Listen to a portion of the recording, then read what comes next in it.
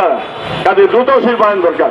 আজকে আমাদের অর্থনীতি ভারতের উপর নির্ভরশীল থাকার জন্য এই ৫৩ বছরের প্রক্রিয়াকে তারা অব্যাহত রেখে এখন তারা আবার ডুবডুবি বাজাইতেছে।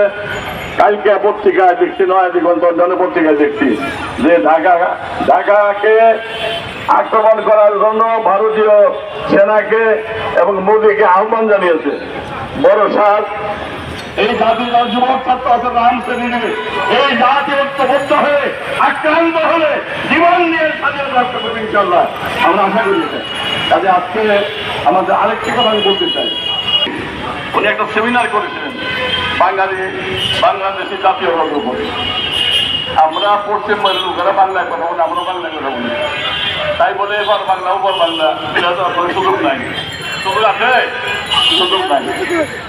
আমরা দেখেছি উনি সেমিনার, সেই সেমিনারে আমি একদম ছোট বল করছিলাম। আমরা